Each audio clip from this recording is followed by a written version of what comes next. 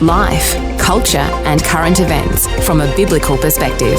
2020 with Neil Johnson on Vision.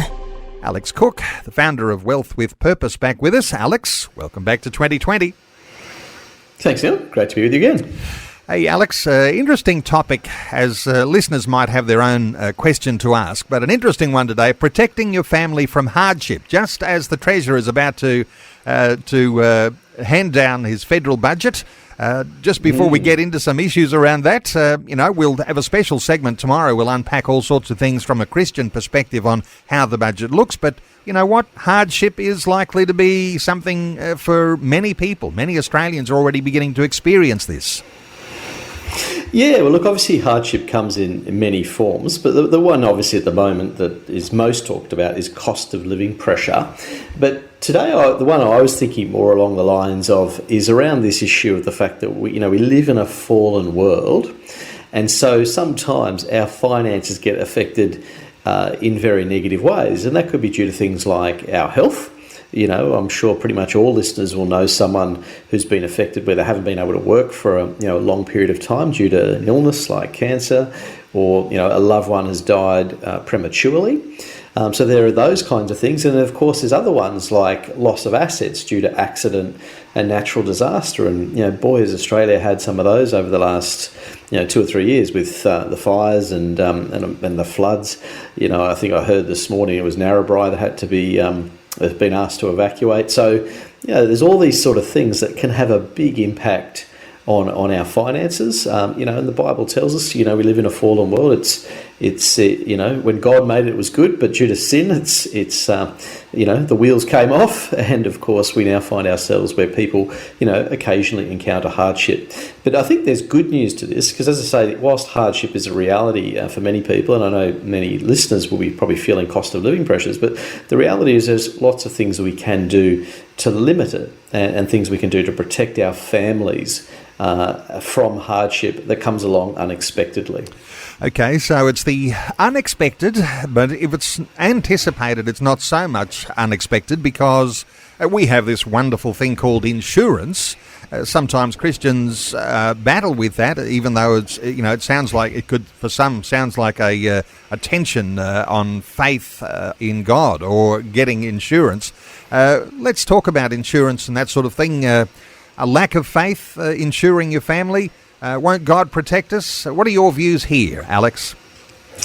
Yeah, look, it's a great question. I've had a number of people say to me over the years that they didn't want insurance because they felt it was a lack of faith.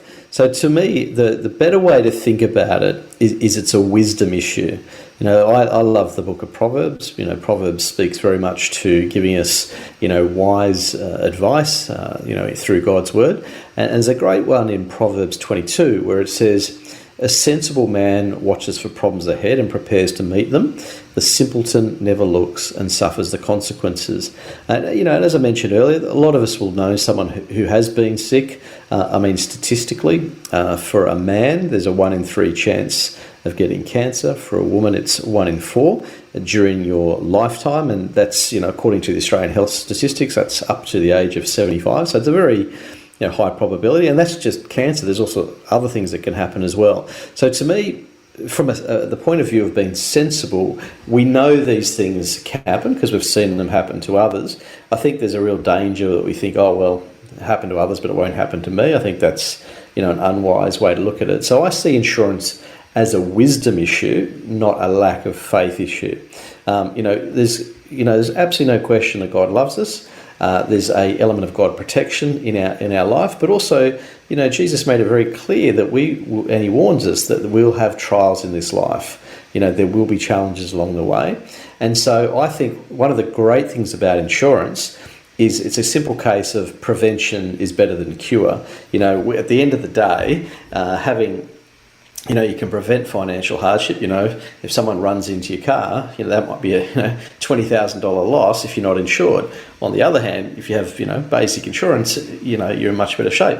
But the one I like to think of is more just young families. You might be listening to this and you got your first couple of kids have come along. What if something were to happen to you or to your spouse?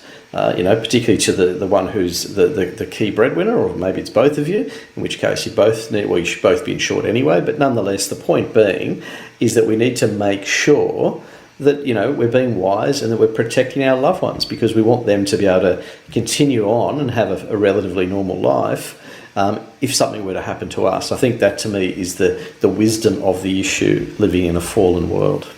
Interesting, isn't it, that through our life, in our younger years, we're not so interested in these things, but as soon as you marry and there's 2 or 3 kids, then all of a sudden your perspective changes, and it's not all about you. Sure it's does. about how you protect your family, and of course anticipating that there will be some hard and tough times, and even things that take us by surprise into our future. This is the way to look ahead.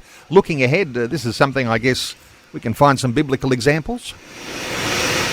Of course. I mean, I think of the story of Joseph. He interprets the dreams, and he sees 7 years of plenty followed by 7 years of famine. Now, as a result of that dream, he was able to say, hey, well, look, we need to prepare for this. We need to make sure that when the famine hits, we've taken advantage of the times of plenty. And look, you could actually apply that same story to modern day life. We know that there's a business cycle, things go up, and we have, boom periods, and then we know we have recessions from time to time. And so you want to make sure that when the rainy day hits, you've got cash reserves and things like that. So there's, as I say, that's just one great story from Scripture, when we think of Joseph. But the reality is, you could apply that very much to today.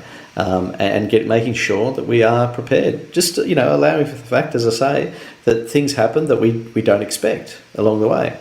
I imagine too that, whether you are a Christian or not a Christian, there's the immaturity of the young Christian, and then there's a maturing to appreciate and understand responsibility that you have on your shoulders. And there's a certain sense, I guess, where this is like a discipleship issue, how you actually deal with putting aside some dollars for a rainy day, not necessarily being out of step with our faith. Oh, 100%. As you say, very much a discipleship issue. And in that sense, life is a journey, and we need to disciple younger people to help them realise that, in this world, challenges will come. And we need to try and address some of those in advance if we can. I always think of, even, it's not trying to get off topic here, but when you think about persecution, that's obvious that that's now starting to come into the West. It hasn't been there for a very long time. We've been enormously blessed. But we need to prepare our hearts for that, and knowing how we're going to be when those things come. So once again, you could apply that same principle to our finances, and making sure that we disciple people to understand that there is a wise way of handling money. Teaching your kids, for example, how to save not just for a rainy day, but to save for the future. And that's trying to help them to understand that you need to put money aside, for certain things that occur in the future. But also, it's not just teaching them to save, it's also teaching them generosity. So as you say, there is a real discipleship issue here. And I think money is a great thing to disciple people over, because money is often very linked to our heart.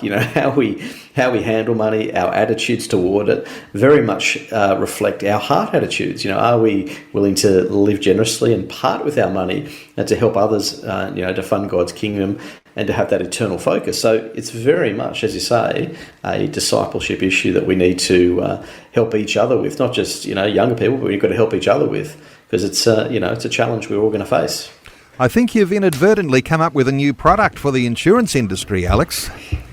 Persecution insurance. I don't know whether there even is that sort of product, is there? But if you could get prove that you were under persecution through the courts, you could actually make a claim on your insurance. Hey, look, that's just one little sort of even laughing and being a bit flippant about that dimension. But when we're talking about is insurance really necessary, I guess some people are tougher nuts to convince than others. Let's talk about that, when insurance is really necessary. Sure. Yeah, so really it all comes down to your circumstances. So the philosophical position I explain to people is that insurance is not about making you rich if something goes wrong, it's about preventing you from being poor. So the question anyone needs to ask is, what would happen to me or to my loved ones in the event that certain things happen? One could be premature death, one could be, disablement, and what would be the financial impact on ourselves or our families if that were to arise. And probably the big question people need to answer is, how long could your family survive without an income? Could they still pay the rent? Could they pay the mortgage? How long could you last? Now, obviously, if someone's very wealthy and they've built up good investment assets, then they don't need to worry, and insurance for them will be irrelevant. But for the majority of us, as we're working our way through our life and our adult life in particular, there is going to be seasons when having insurance is really necessary to make sure that we're being responsible adults and responsible parents to make sure that our kids will be well looked after if something were to happen to us. So to me, it's, as I say, it's not about trying to make people rich, and it's not about lack of faith or anything like that. It's about making sure that in these, this fallen world with the strange things that could happen to us, that the family would still be okay. They'd still be able to get on with their life and still do the things that you had originally planned, like the kinds of schooling, and they're not forced to up and move home straight away if someone passes away. All those kind of pressures that hit people if they're inadequately insured. Now, Alex, there are so many different types of insurance that we could all access. I wonder whether it's even possible to have overkill paranoia, so much insurance that you actually don't need that. If you're trying to get a bit of a short list of the most important types of insurance that you might think are necessary, where do you think you start there?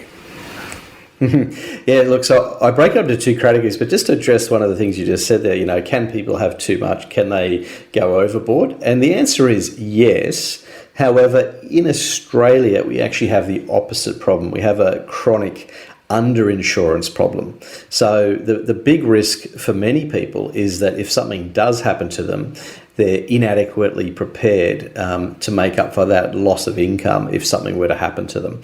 So very important to realise that that's a chronic Australian issue. But to address the question here, we break it up. Insurance is really pretty straightforward. There's two main categories, what we call general insurances, where you're insuring assets, like your car and your house.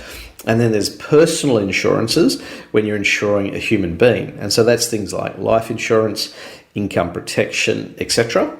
But just because of what we're talking about here, I'll assume that the average person, does have car insurance. Most of us are aware of the risks to our cars. Most people do insure their homes against fire and flood and things like that.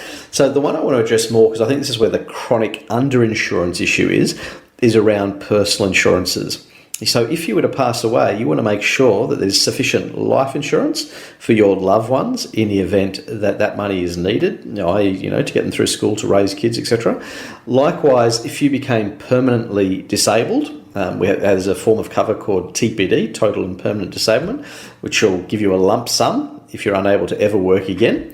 Another very popular one and very heavily claimed on policy is called trauma insurance. This is probably the one that people haven't heard of, or it's often the least heard of one, even though it's been around for over 20 years. And what trauma does is it pays you a lump sum in the event that you suffer from a particular health issue, like cancer, heart attack, stroke. So it's just a case of being diagnosed with it. You don't necessarily have to stop work or anything like that, but it will pay you a lump sum. So that's a really commonly claimed on one. And then, of course, the last one, which many listeners will be familiar with, is called income protection. So if you're unable, I use the word deliberately, unable to go to work due to sickness or accident, you will probably have a successful income protection claim, and the insurance company will pay about 70% of your income until you can return to work or until the policy expires. So really important policies to consider. But in light of your circumstance, and of course I'd encourage people to get advice, don't just go Google it. This is an area where you want to make sure you're adequately insured and you've got good quality policies. Don't skimp on it just because you're looking for the cheapest. Make sure you get quality policies that are going to look after your family if something does happen. Okay, easy to put this off and not take any action. Perhaps today is an action day for listeners around issues of how you're looking after your family go with the insurance issues. So what should you do? Is there a sort of a to-do list that you could write down for today, Alex? Absolutely. Look, so the best thing I would encourage people to do is just to reflect on their particular personal situation. So there's a couple of questions you should ask yourself, and that is, firstly, like, how would your family cope financially if you were no longer there? So that's a really important one. If you're no longer there, how are they going to get by financially? What would be the situation like for your family? And what would happen to the family's financial position in that regard? And what impact may it have on the family's lifestyle? Now, this is, as I say, not about making you rich, but it's more about making sure that the family is able to still do the things they were wanting to do. For example, if your kids are in a particular school, you don't want them ripped out of the school simply because all of a sudden something has happened in your life that prevents you from being able to pay the fees. So there's all those kinds of things. So everyone's situation will be a bit different, but I would encourage you just to reflect on and I call it the what if questions. What if I got sick? What if I passed away? How would this impact my loved ones? They're the questions you need to be able to answer. And then once you do that, you can then work on the finances side of it. And the financial side of it will be considering things like how much debt you have, okay? And obviously most people, when they pass, want to leave an asset to their family, like their house, so they want to make sure it's debt-free. But probably the biggest issue is when someone either passes or whether they become permanently disabled is the loss of family income. And the question is, how are you going to replace that family income? And that's where insurances like income protection and total and permanent disablement come in. So they're the things that people need to reflect on, particularly for the breadwinner in the house. Now, these days, many houses are double income, so it could be both of you, or it might be one of you who is the breadwinner. Even the person who doesn't work most likely will still need to be insured because they bring a significant economic value to the house, even though they may not be earning money. So, for example, if a mother passed away and she wasn't working, the father would often have to bring in external care and things like that to help with raising the children. So there's all sorts of considerations to think about whether someone is the breadwinner or not. So lots of things to reflect on and lots of questions just to ask yourself and ask what impact would this have on our family if certain things were to happen. I call it, as I say, the what if questions. Yep. And Alex, I'll often say at the end of segments when we're talking about Christians and finance, there's lots of free resources, ebooks, the My Toolkit on your website.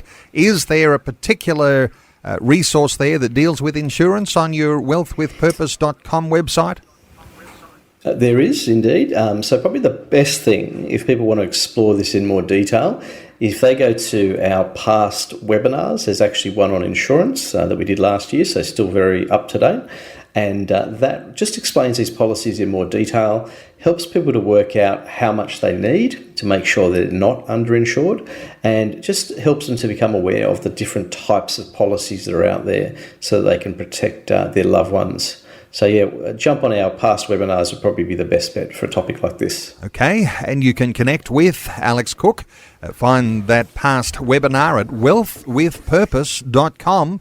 You can also follow Alex on Facebook and on Twitter. There is an email, askalex@wealthwithpurpose.com too. Alex Cook, great getting your insights, and look forward to having you as a guest tomorrow too as we unpack some dimensions of the federal budget that the Treasurer will be handing down tonight. But thanks so much for an update today, Alex. Looking forward to it. Thanks for taking time to listen to this audio on demand from Vision Christian Media. To find out more about us, go to vision.org.au.